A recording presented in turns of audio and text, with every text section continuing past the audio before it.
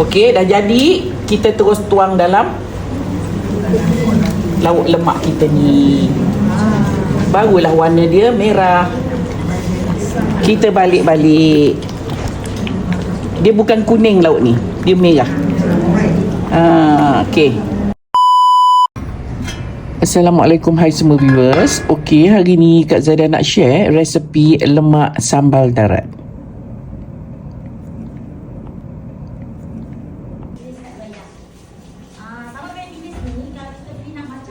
Kak Zara masak ni untuk 1 ekor ayam ya. Semua bahan dia untuk 1 ekor ayam. Okey, kita nak masukkan serai. Serai yang kita dah titik. Bagi dia wangi sekejap. Naik bau, masukkan bawang yang kita dah iris. Okey, kita tumis sekejap. Sementara tumisan ni nak jadi, Kak Zara nak kisah. Bawang besar, halia, bawang putih, lengkuas dan belacan. Kita letak air sedikit. Pisang galus ya. Kita tumis sampai dia coklat-coklat sikit macam ni. Ya. Okay. Kita nak masuk yang kita blend ni tadi. Bawang besar, bawang putih, halia, lengkuas dan belacan. Okay, kita tumis sampai dia naik bau. Ataupun sampai dia pecah minyak. Saya nak masukkan serbuk kunyit ni ya. Okey, kita tumis sekejap lagi sampai bawang ni masak. Pecah minyak tu macam ni. Saya tunjuk Zai. Dia kering, minyak dia semua timbul. Itu pecah minyak. Ni. Ya, tak ada air dah. Okey, kita nak masukkan sikit air dalam ni. Tadi dah buang air, masukkan pula air. Air ni untuk dijadikan kuah. Ya, kita masukkan dalam. Kemudian kita masukkan ayam. Ya.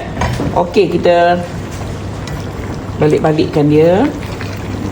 Okey, kita nak masukkan sedikit air. Masukkan santan. Ini Kak Zaidah punya cara masak macam ni lah. Kalau puan rasa nak masuk santan dulu, terpulang, tak ada masalah. Saya tak pandai nak masuk santan dulu. Saya akan masuk ayam dulu, lepas tu baru saya masuk santan. Dari sini puan terus dapat kepekatan kuah tu. Senang. Jadi puan dah tak payah nak teragak-ragak nanti kan. Bila letak santan dengan air dulu, nanti baru masuk ayam, nanti takut kuah dia cair. Kalau macam ni senang puan. Puan dah terus nak pekat macam mana dah nampak dah. Ya, okey.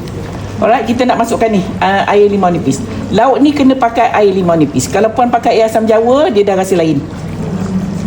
Dia dah rasa air asam jawa. Yang ini dia rasa limau nipis. Okey. Kita tunggu dia mendidih sikit.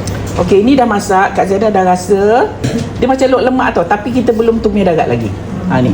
Okey, kita tumis dalam kuali yang lain ya. Jangan pakai bekas yang sama. Okey, sedikit saja minyaknya. Kita nak tumis buah tomato ni. Cari tomato masak puan. Jadi bila puan masak, dia lecuh jadi cantik. Kemudian kita nak letak cili merah yang kita dah mayang. Ini puan kena tumis sampai dia lecuh. Ni semua lecuh. Bila dia lecuh puan, nanti dia punya rasa akan pergi ke minyak.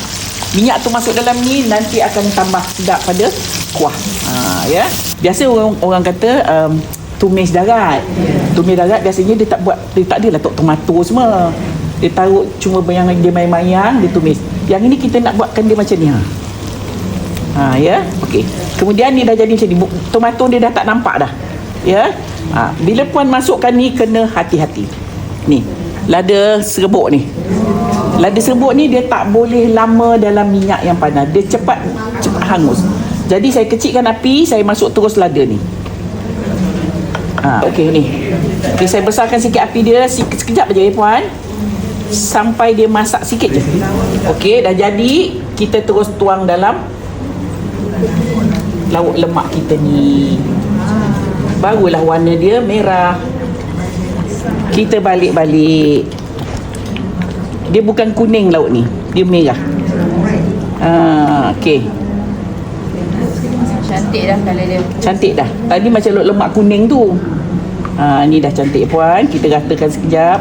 Okey, saya nak tutup api dan saya tutup periuk dia supaya dia naik minyak. Alhamdulillah dah pun siap resipi kita hari ni, iaitu lemak sambal darat buat tetamu Kak Zaidah. Untuk perempuan di luar sana, selamat mencuba.